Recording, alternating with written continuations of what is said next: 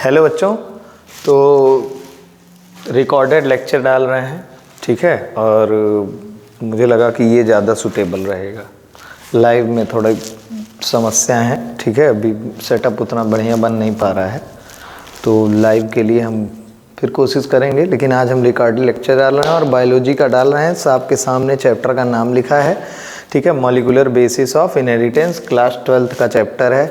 बहुत लोग कंफ्यूज होते हैं और यहीं से हम देखो सबसे पहली चीज़ तो यहाँ से समझते चलेंगे, ठीक है। जूम कर दें, ठीक, थोड़ा और कर दें, बस, और ठीक है, ठीक। तो हमको पढ़ना है मॉलिक्यूलर बेसिस। इसके पहले के चैप्टर्स आप लोग पढ़े होंगे, ठीक है। इसके पहले के चैप्टर्स जो पढ़े थे वहाँ हम केवल ब्रॉड लेवल पे बात कर रहे थे। अब हम मॉलिक्यूलर लेवल पे बात करेंगे। किस लेवल पे बात करेंगे? मॉलिक्यूलर लेवल पे बात करेंगे। देखेंगे कि जब भी हम इनहेरिटेंस की बात करते हैं, इनहेरिटेंस क्या होता है? सिंपल सा चीज़ है इनहेरिटेंस। इनहेरिटेंस कोई बहुत बड़ी चीज़ नहीं है। इनहेरिटेंस बस क्या है? ट्रांसफ़र। क्या है? ट्रांसफ़र है। किसका ट्रांसफ़र है? कैरेक्टर्स का ट्रांसफ़र है। किसका ट्रांसफ़र है? कैरेक्टर्स का ट्रांसफ़र है। और कैरेक्टर्स का ट्रांसफ़र कहाँ? From one generation to another generation, ठीक है। तो उसी का हम देखेंगे कि कौन सी ऐसी चीज़ है, कौन सा ऐसा प्रिंसिपल है, कौन सा ऐसा फेनोमेना है जिसकी वजह से कैरेक्टर एक जनरेशन से दूसरे जनरेशन तक जाते हैं, ठीक है। तो उसके लिए हम कोशिश करेंगे पढ़ने की। और सबसे पहली चीज़ जो हमको अगर समझनी है इसमें, तो सबसे पहली चीज़ हम ये समझेंगे कि क्या है। सबसे पहली चीज़ जो इनहेरिटेंस में मदद करती है वो है न्यूक्लिक एसिड। न्यूक्लिक एसिड के बारे में जानना बहुत ज़रूरी है, ठीक है। बिकॉज जैसे सेल जो है वो building block of our body, मतलब अगर कहें कि एक घर के लिए क्या है, एक ब्रिक होती है। घर के लिए एक ब्रिक है, ईंट है एक, ठीक है, बिल्डिंग ब्लॉक। अगर ईंट ना रहे तो पूरा घर नहीं बनेगा। उसी तरीके से सेल ना रहे तो पूरी बॉडी नहीं बनेगी। और उसी तरीके से अगर न्यूक्लिक एसिड्स ना रहें, क्या ना रहें? न्यूक्लिक एसिड्स जैसे डीएनए और आरएनए ना रहें तो भैया जेनेटिक मटेरियल का निर्माण नहीं हो सकता है। बात समझ आई? और बचपन से ही पता है कि सबसे मोस्ट ऑफ द ऑर्गेनिजम्स में जो हमारा जेनेटिक मटेरियल है वो क्या होता है? डीएनए होता है। क्या होता है? डीएनए। क्लियर है इतना? न्यूक्लिक एसिड्स जो हैं, न्यूक्लिक एसिड्स कितने तरीके के हैं? न्यूक्लिक एसिड दो तरीके के हैं। न्यूक्लिक एसिड दो तरीके के कौन कौन से? डीएनए और आरएनए। अगर डीएनए की बात करें तो डबल स्ट्रैंडेड डीएनए दिख रहा है, सामने दिख रहा है, ये है डीएनए, ठीक है। और ये क्या है? आरएनए है। क्या है? RNA, single stranded. आरएनए क्या है? सिंगल स्ट्रैंडेड है, ठीक है। वाइट कर दूं क्या इसको? हाँ, वाइट दिखेगा, नहीं सही, ठीक है। तो DNA deoxy ribonucleic acid. DNA क्या हो जाएगा? Deoxy ribonucleic acid. आई बात समझ? और आरएनए क्या है? Ribonucleic acid. अभी हम डिटेल में उसको देखेंगे कि क्या होता है। कह रहे हैं कि जो डीएनए होता है, डीएनए सबसे ज़्यादा ऑर्गेनिजम्स में जो जेनेटिक मटेरियल पाया जाता है वो क्या होता है? डीएनए होता है। वो क्या होता है? डीएनए। कुछ वायरसेस में जेनेटिक मटेरियल पाया जाता है, क्या? आरएनए। ये आपकी एनसीईआरटी की लाइंस हैं सारी। आरएनए क्या है? कुछ वायरसेस में पाया जाता है जेनेटिक मटेरियल, क्या? आरएनए, ठीक है। और सबसे ज़्यादा काम है, देखो ऐसा नहीं है कि हमारे अंदर आरएनए नहीं पाया जा रहा है। आरएनए हमारे अंदर पाया जाता है। आरएनए हमारे अंदर पाया जाएगा एमआरएनए के फॉर्म में या टीआरएनए के फॉर्म में, ठीक है। तो क्या मैसेंजर आरएनए के फॉर्म में वो क्या करता है? कैरेक्टर्स को बस ट्रांसफ़र करता है। कैरेक्टर्स को क्या कर सकता है? ट्रांसफ़र। अभी पढ़ेंगे सारा का रीज़न पढ़ेंगे कि क्यों ऐसा ही करता है। हमारी बॉडी में भी आरएनए मौजूद है, ठीक है। तो आरएनए सबसे ज़्यादा मोस्टली फंक्शंस है मैसेंजर। इतना क्लियर है? न्यूक्लिक एसिड है जो बिल्डिंग ब्लॉक हैं, ठीक है। न्यूक्लिक एसिड बिल्डिंग ब्लॉक है। डीएनए क्या है? Genetic material. सबसे ज़्यादा ऑर्गेनिज्म में अगर पाया जाएगा जेनेटिक मटेरियल तो वो कौन होगा? डीएनए होगा। कौन होगा? डीएनए। आरएनए जेनेटिक मटेरियल होगा किसमें, वायरसेस में, और आरएनए सबसे ज़्यादा काम करता है किसकी तरह, मैसेंजर की तरीके से। किसकी तरीके से, मैसेंजर की तरीके से। ये तो प्रॉपर इंट्रोडक्शन था, ठीक है। दूसरे पे चलेंगे, फिर आएंगे हम बात करेंगे किसकी, डीएनए की बात करेंगे। और डीएनए की जब हम बात करेंगे, अभी पीछे देखे थे, DNA is a type of क्या है, न्यूक्लिक एसिड। डीएनए क्या है, न्यूक्लिक एसिड, न्यूक्लिक एसिड। इतना बढ़िया नहीं लिख पा रहा हूं मैं, नहीं डीएनए क्या है बच्चा, न्यूक्लिक एसिड है। न्यूक्लिक एसिड में बात करें तो न्यूक्लिक एसिड्स कैसे बनेंगे, मतलब डीएनए कैसा बनेगा। डीएनए है पॉली, पॉली का मतलब बहुत, हिंदी मतलब बता दें हम, बहुत, और न्यूक्लियोटाइड चेन मतलब बहुत सारे न्यूक्लियोटाइड मिलके एक चेन बनाएंगे जिसको हम क्या कहेंगे, पॉलीन्यूक्लियोटाइड चेन। और वही पॉलीन्यूक्लियोटाइड चेन साथ में मिलके क्या बनाएंगे, डीएनए बनाएंगे। क्या बनाएंगे, डीएनए, ठीक है। तो उसके पहले हम समझ लें कि पॉलीन्यूक्लियोटाइड में जो न्यूक्लियोटाइड है वो क्या है। सीधी सी बात लिखिए, polynucleotides are the polymer of nucleotide, polymer of nucleotide. DNA and RNA are polynucleotide, दोनों चीजें हैं पॉलीन्यूक्लियोटाइड। जरूरी नहीं है कि यहाँ डीएनए लिखा है तो डीएनए ही समझ लेना कि डीएनए इज अ पॉलीन्यूक्लियोटाइड। दोनों पॉलीन्यूक्लियोटाइड हैं, डीएनए भी और आरएनए। कुछ अंतर है थोड़ा बहुत, वो हम अंतर यहाँ पे देखेंगे। तो अगर हम पॉलीन्यूक्लियोटाइड में से अब बात करें एक न्यूक्लियोटाइड की, तो एक न्यूक्लियोटाइड 3 चीजों से मिलके बना है। तुम यहाँ देखो, एक तुमको ये 5 कार्बन की शुगर दिख रही, किसकी, 5 कार्बन की शुगर। 5 कार्बन की शुगर जरा देखो, 1 2 3 4 5, है ना। सर जी कहोगे ये क्या है, तो यहाँ पे ऑक्सीजन होता है, इसमें बना नहीं है। ये एक हेट्रोसाइक्लिक रिंग है। ये क्या है, हेट्रोसाइक्लिक रिंग है। वहाँ क्या होता है, ऑक्सीजन, इसमें बना नहीं है। तो ध्यान देना, पेंटोज शुगर, कैसा sugar, pentose sugar. Polynucleotide chain का जो न्यूक्लियोटाइड का स्ट्रक्चर है, पहला तो क्या है, शुगर। दूसरा क्या है, बेस। बेस देखो तुमको 4 तरीके का बेस दिख रहा है, क्योंकि हम डीएनए की बात कर रहे हैं तो हम केवल 4 तरीके की बेस की बात करेंगे, एक एडिनाइन, थाइमिन, गुआनिन और साइटोसिन। क्लियर है, समझ आ रही है बात। अब देखो हमने गिना है यहाँ से कार्बन, हम यहाँ से गिर जाए, 1 2 3 4 और 1 5। पेंटोज शुगर बोला था ना हमने, पेंटोज शुगर है, ठीक है। पेंटोज शुगर देख रहे हैं, पहले पोजीशन पे हमको क्या मिला है, नाइट्रोजनस बेस। क्या मिल गया है, नाइट्रोजनस बेस। क्लियर है, ये नाइट्रोजनस बेस है, ध्यान दो। ये नाइट्रोजनस बेस भी एक हेट्रोसाइक्लिक रिंग है। क्या है, हेट्रोसाइक्लिक रिंग। इसीलिए इसके अंदर कार्बन को हम 1 पढ़ते हैं, यहाँ पे कार्बन को 1 dash 2 dash 3 dash 4 dash 5 dash पढ़ते हैं। क्लियर है, क्योंकि यहाँ पे कार्बन को हम 1 नंबर 2 नंबर दे चुके होते हैं, इस वजह से यहाँ 1 डैश 2 डैश 3 डैश 4 डैश पढ़ते हैं। क्लियर है।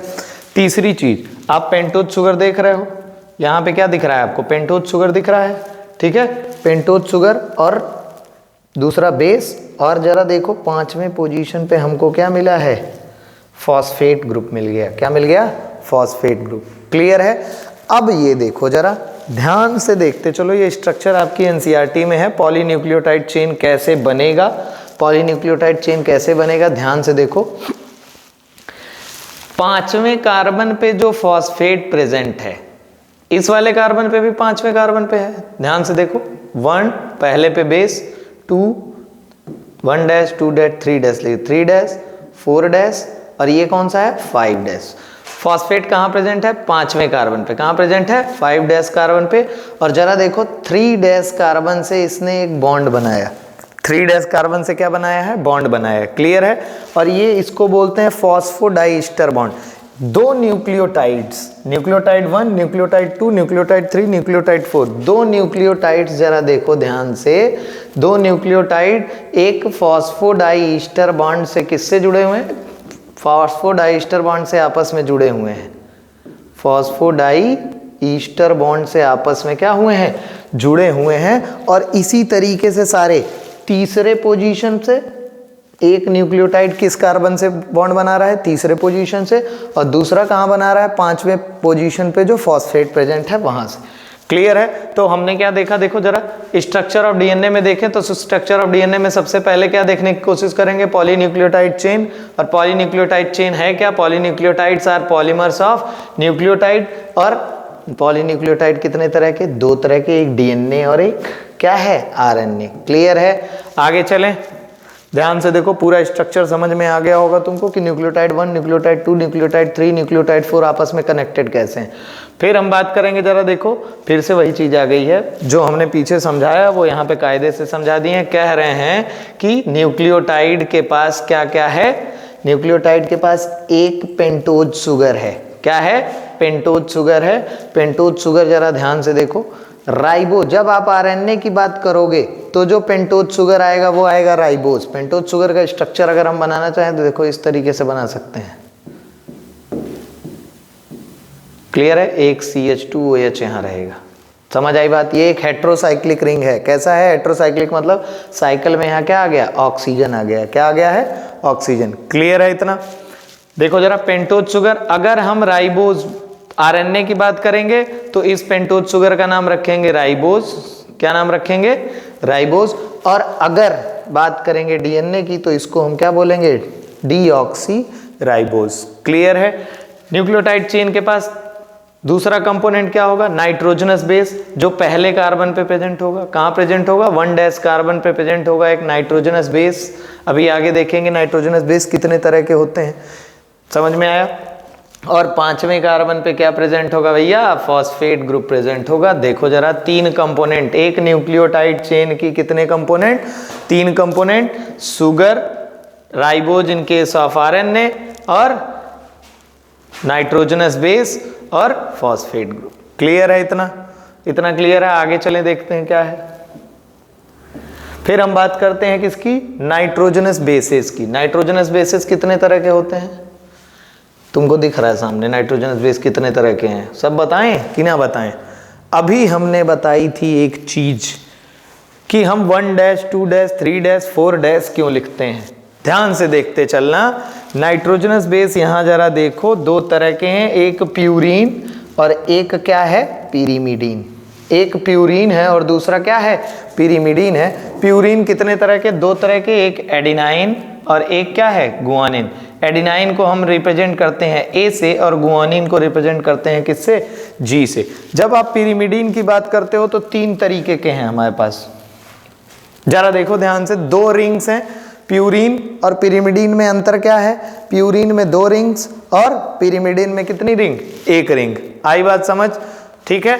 ये नाइट्रोजन प्रेजेंट है यहाँ, जरा देखो नाइट्रोजन इसमें भी प्रेजेंट है, लेकिन इसमें ज्यादा नंबर ऑफ नाइट्रोजन प्रेजेंट है, ज्यादा समय पे 1, 3 कुछ ऐसा है, इसको ज्यादा पढ़ने की जरूरत नहीं है।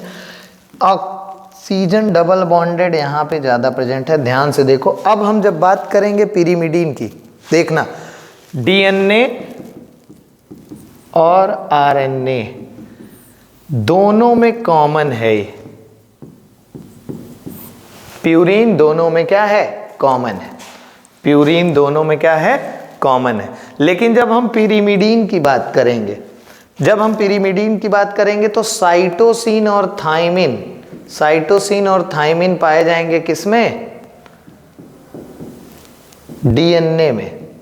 किसमें, डीएनए में। और जब आप आरएनए की बात करोगे, किसकी बात करोगे, आरएनए की, तो आरएनए में साइटोसिन और यूरेसिल पाया जाएगा। थाइमिन की जगह क्या पाया जाएगा, यूरेसिल। समझ आई बात। थाइमिन का दूसरा नाम क्या हो जाएगा, 5-मिथाइल यूरेसिल। जरा देखो ध्यान से, एक लाइन लिखी है, स्टार करके नोट कर लेना, कंफ्यूजन होता है, नीट में भी कई बार पूछता है। Thymine present only in DNA and uracil only in RNA. आ गई बात समझ में। आरएनए की बात करोगे तो आरएनए में क्या प्रेजेंट होगा, यूरेसिल। डीएनए की बात करोगे तो डीएनए में क्या प्रेजेंट होगा, थाइमिन। थाइमिन का दूसरा नाम क्या हो जाएगा, 5-मिथाइल यूरेसिल। आई बात समझ। नाइट्रोजनस बेस कितने, 2। अब देखो एक चीज हमने बताई थी कि हम 1', 2', 3' पोजीशन क्यों लिखते हैं। जरा देखो यहाँ पे भी तो कार्बन नजर आ रहा है, तो यहाँ पे भी तो गिनती करनी पड़ेगी कि नहीं करनी पड़ेगी, हमको करनी पड़ेगी ना, जो भी है गिन लेना। कार्बन की यहाँ पे भी गिनती करनी पड़ेगी।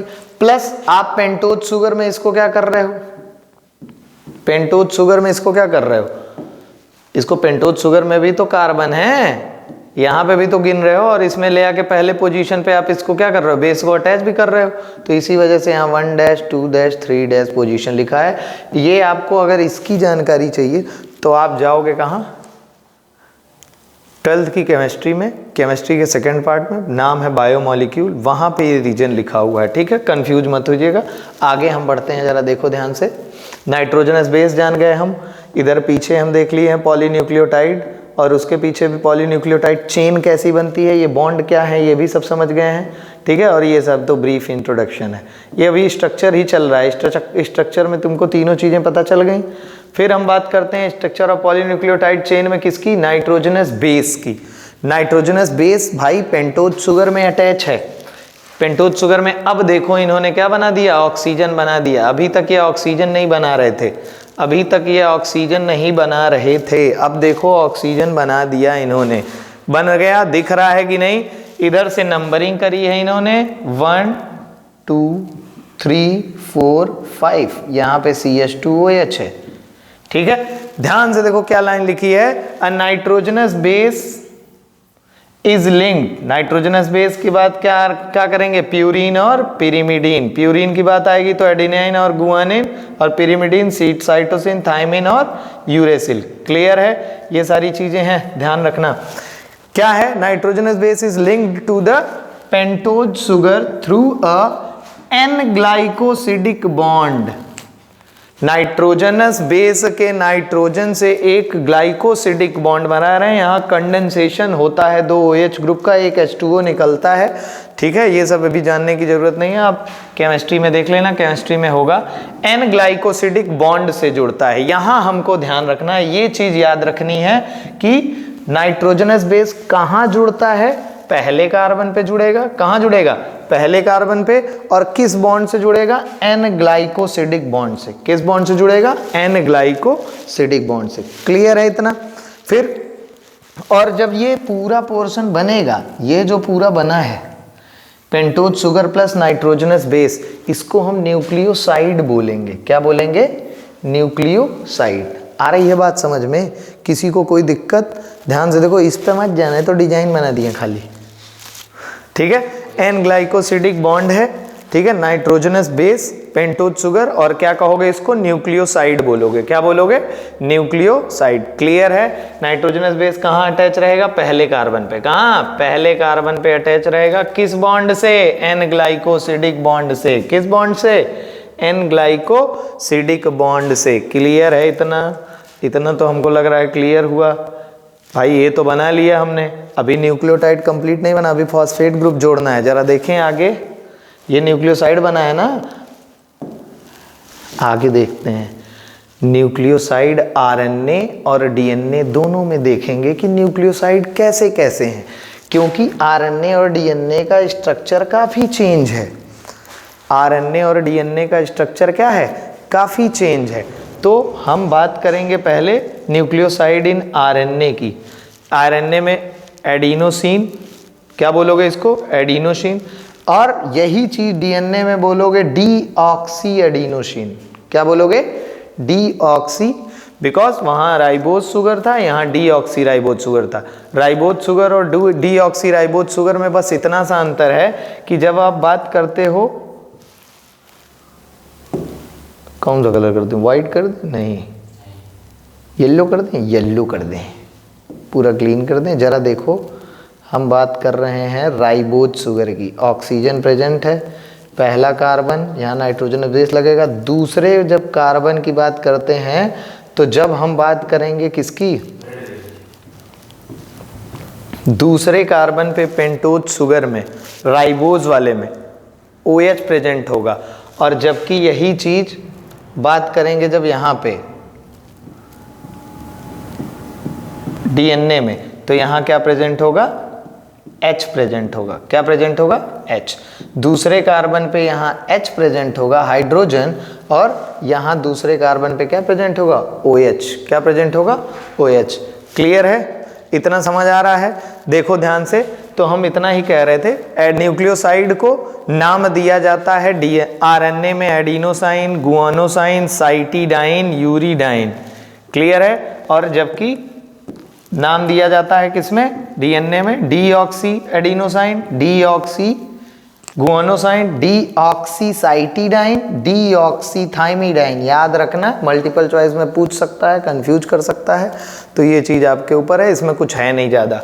ठीक है, एनसीईआरटी की लाइंस हैं ये सारी, तुमको पता ही है। ठीक है, आगे चलते हैं, ध्यान से देखो।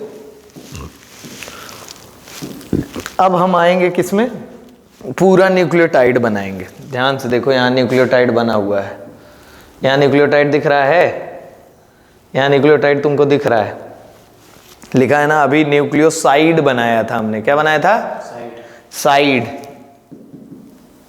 अब हम बनाए हैं क्या, न्यूक्लियोटाइड, टाइड की सफेदी, टाइड। टाइड कैसे बनेगा, पहले पोजीशन पे आपने नाइट्रोजनस बेस पीछे अटैच कर दिया था, एक हेट्रोसाइक्लिक रिंग है जिसको हम नाम देते हैं पेंटोज शुगर। अगर आरएनए लेते हैं तो राइबोज बोलते हैं, डीएनए लेते हैं तो क्या बोलते हैं, डीऑक्सी राइबोज। क्लियर है, बात समझ आई।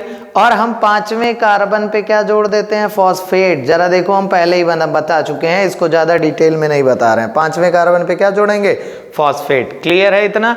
तो एक न्यूक्लियोटाइड बनेगा। न्यूक्लियोटाइड डीएनए वाला कैसे बनेगा, nitrogenous base plus sugar plus phosphate और प्लस ये पूरा क्या बन जाएगा, न्यूक्लियोटाइड। क्लियर है बच्चा, आगे चलें।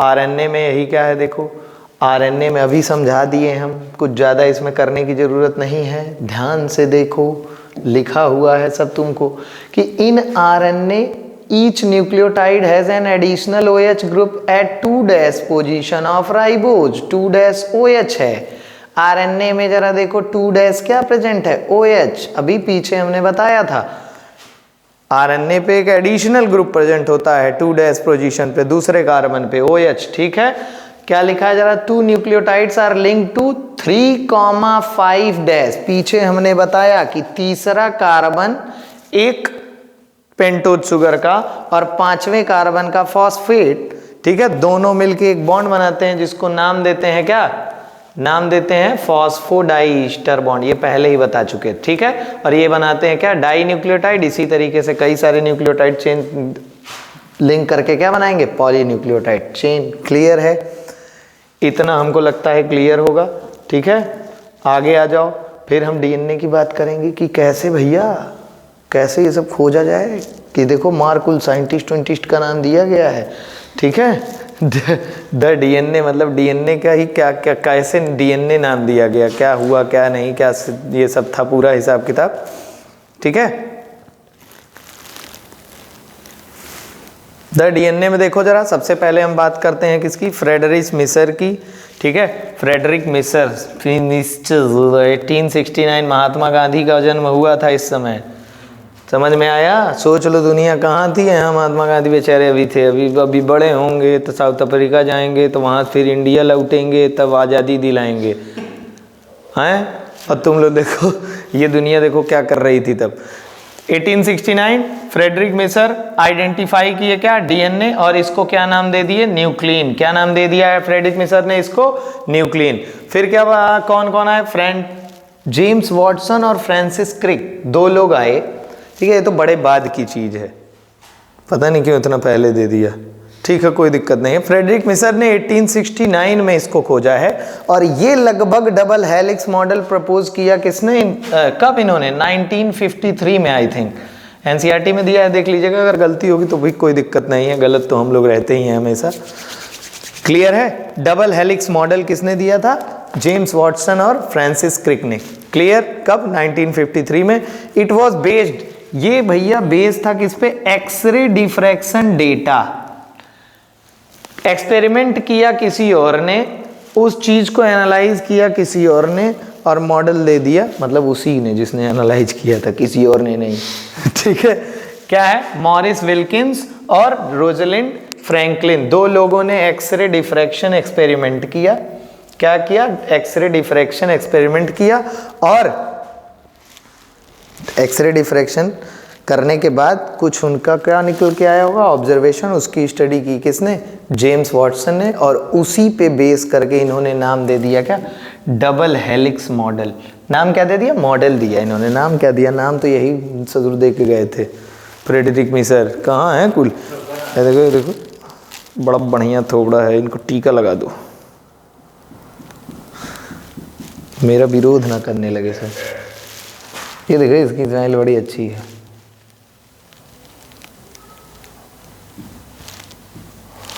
कितने अच्छे लग रहे हैं नहीं? ये तो लग रहा है गुटखा खाए। वाटसन एंड क्रिक हैं ये लोग, देखो भाई बहन लग रहे हैं, मतलब भाई भाई लग रहे हैं। और ये मॉरिस विल्किंस और रोजलिंड फ्रैंकलिन, अभी तक हम लोग इसको जान रहे थे कि लड़का है कोई आदमी। बच्चों आज मैं पहली बार जाना हूँ इसको, ठीक है। चलो आगे बढ़ते हैं। देखो ये तो बस मजाक की बात है, आगे देखो। स्ट्रक्चर ऑफ डीएनए में जब हम बात करेंगे तो अब डीएनए की काफ़ी डिटेल स्टडी करेंगे, और डिटेल स्टडी करने के लिए हम एक एक लाइन देखेंगे, ध्यान से देखना, गड़बड़ाना नहीं, ठीक है। देखो स्ट्रक्चर ऑफ डीएनए में क्या है, डीएनए का भैया तुमको अभी बता दिया, उसका क्या दिया गया था, डबल हेलिक्स मॉडल। क्या दिया गया था, डबल हेलिक्स, तुम्हारे सामने लिखा है, बना हुआ है, दिख रहा है, डबल हेलिक्स मॉडल है। और क्या लिखा है जरा, DNA is made up of 2 polynucleotide chain, ठीक है। ये जो एक हेलिक्स रन कर रही है, ये क्या है, पहली पॉलीन्यूक्लियोटाइड चेन, और दूसरी वाली क्या है, दूसरी polynucleotide chain, coiled in a right handed person. ये देखो जरा, राइट हैंडेड फैशन में, मतलब राइट हैंड की तरफ मुड़ा हुआ है, क्लियर है। पिच जो है इसकी 3 पॉइंट पिच, मतलब कितना, एक हेलिक्स एक टर्न से दूसरे टर्न के बीच का डिफरेंस, ये पूरा तुमको दिख रहा होगा, एक टर्न से दूसरे टर्न के बीच के डिफरेंस को हम कहते हैं पिच। क्या कहते हैं इसको, पिच, क्लियर है। और पिच का लेंथ कितना है, 3.4 नैनोमीटर, कितना है, 3.4 नैनोमीटर, क्लियर है। इतना बात समझ आई, या 3.4 नैनोमीटर या 34 एंगस्ट्रॉम।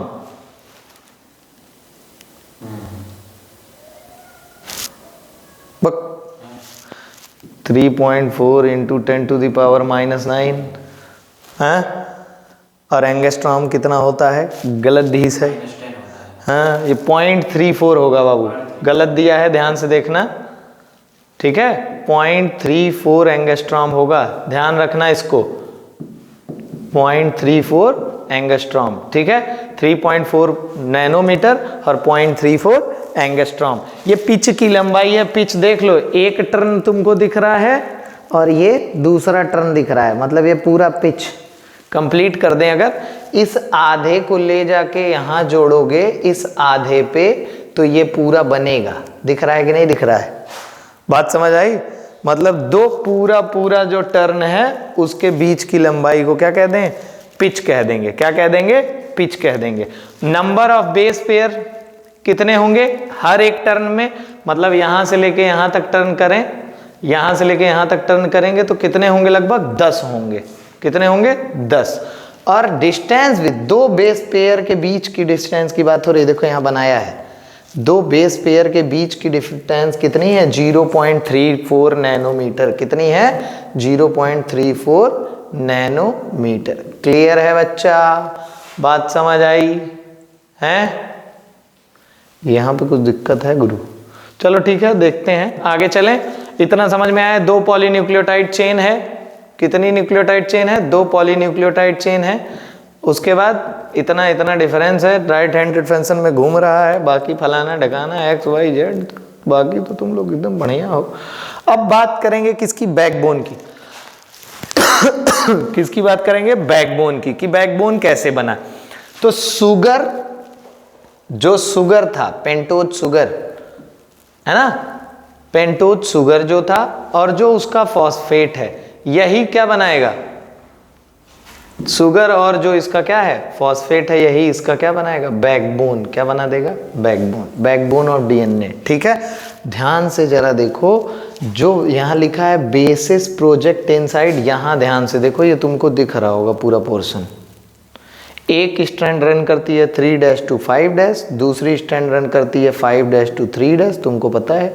बेसिस इनसाइड प्रोजेक्ट कर रहे हैं, बेसिस कहाँ प्रोजेक्ट कर रहे हैं, इनसाइड, अंदर दिख रहा है कि नहीं, क्लियर है।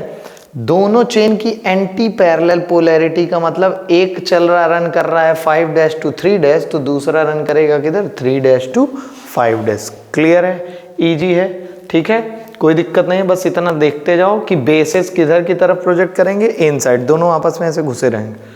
ठीक है, आगे बढ़ें।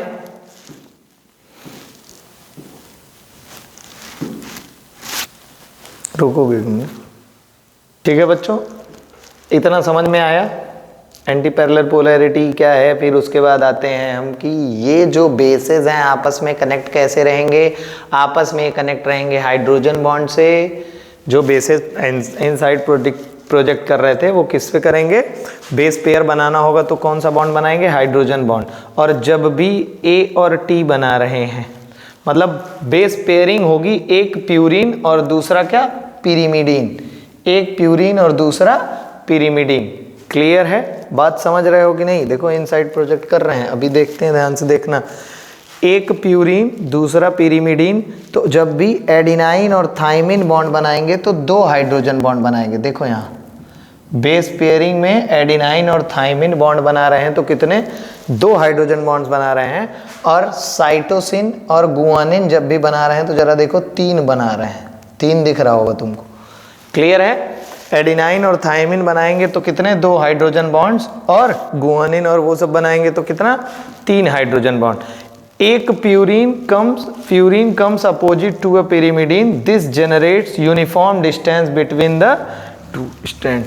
एक प्यूरिन के अपोजिट क्या आता है, एक पिरिमिडीन, और जिसकी वजह से दोनों स्ट्रैंड्स के बीच में एक यूनिफॉर्म डिस्टेंस होता है।